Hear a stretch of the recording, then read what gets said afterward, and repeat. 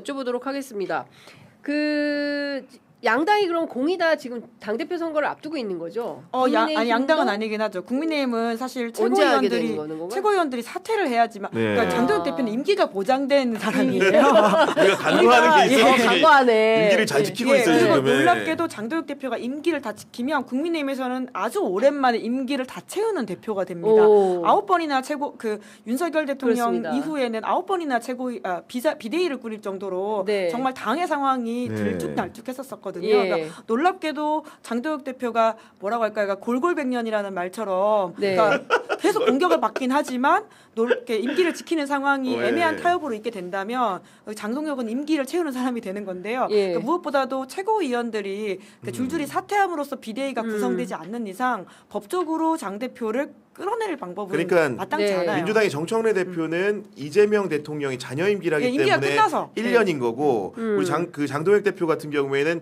지난 8월에 비슷한 시기쯤에 이제 당 대표가 됐지만 신임 당 대표의 원래 법정 임기는 원래 2년인 거죠. 그렇기 때문에 2027년까지 원래 하게 돼 있는 건데 워낙 이렇게 사퇴 요구가 분출하고 중간에 위기가 많다 보니까 이번에 전당대회 하는 거 아니야 이렇게 생각하는 분들도 이렇게 감으로 이렇게 그러니까요. 저도 이번에 하는 거 아닌가 생각을 했는데 절대 그게 아니었다. 27년 8월까지다. 그래서 원내대표가 중요하다. 왜냐하면 이제 경우에 따라서는 비대위가 꾸려질 경우에는 원내대표가 비대위원장을 지명하거나 뭐 이렇게 전대 관리를 할 수 있기 때문이라는 이야기를 하는 건데 당내에서 지금 사퇴하라는 요구가 굉장히 많이 있지만 절대 물러나지는 않는 이런 상황이다. 그리고 사실 결국은 다음 총선이 1년 10개월 남았기 때문에 국민의힘에서도 말만 이렇게 하지 정말 에너지를 뿜 해가지고는 당대표를 바꿀 만큼의 지금 상황이 아니라고 보고 있는 것 같아요. 그러니까 원내대표 선거를 보고 판단을 좀 더 해야 되긴 하겠지만 궁금합니다. 왜 빨리 안 나오는 건지. 애매한 이 지금 평화를 조금 더 유지하는 게 서로에게 낫다라고 판단할 수도 있을 것 같아요. 그렇군요. 애매한 평화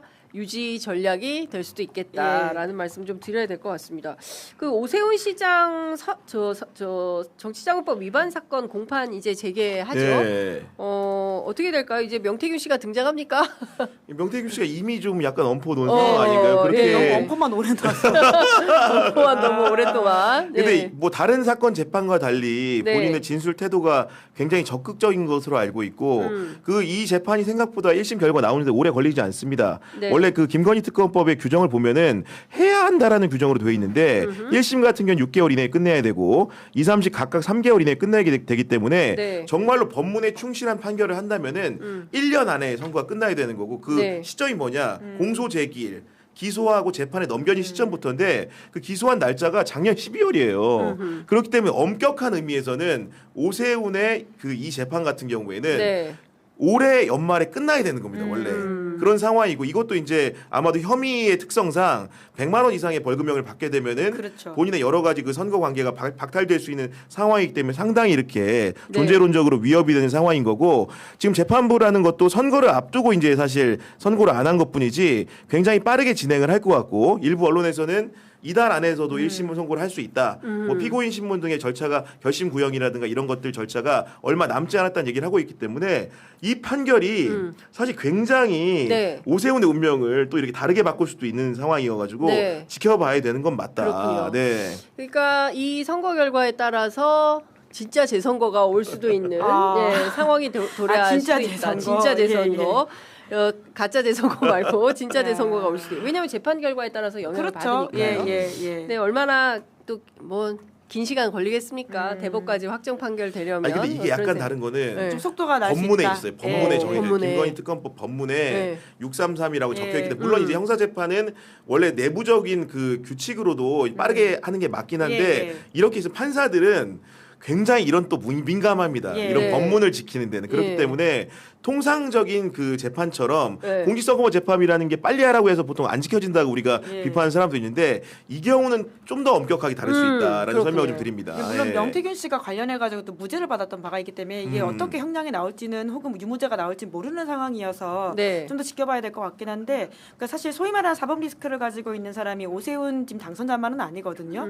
지금 추경호 당선자 같은 경우에도 내랑 중요 주요 임무와 관련해 가지고 종사 혐의로 지금 재판을 받고 있기 때문에 그런 것들도 얼마나 해당 재판에 속도감을 내고 어떤 결과를 낼지에 따라 가지고는 또 여러 가지 정책 상황이 바뀔 수 있습니다. 네. 게다가 대구 같은 경우에는 이제 김부겸 후보가 접전일 거라고 생각했지만 생각보다 격차가 있긴 합니다만은 그 김부겸 후보가 바로 대구를 떠날 것 같지는 않더라고요. 상황들을 들어보니까.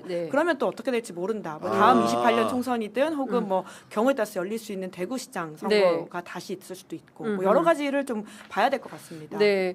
근데 어쨌든 지금 선거가 이제 계속 있는 연장전 비슷한 느낌이 좀 드는 것 중에 하나가 경남지사 선거 같은 경우에도 거기도 어제 압수수색이 어제 진행이 됐습니다. 이제 경찰에서 이 딥페이크 영상 관권 선거 의혹과 관련해 가지고 도청 압수수색을 했는데요.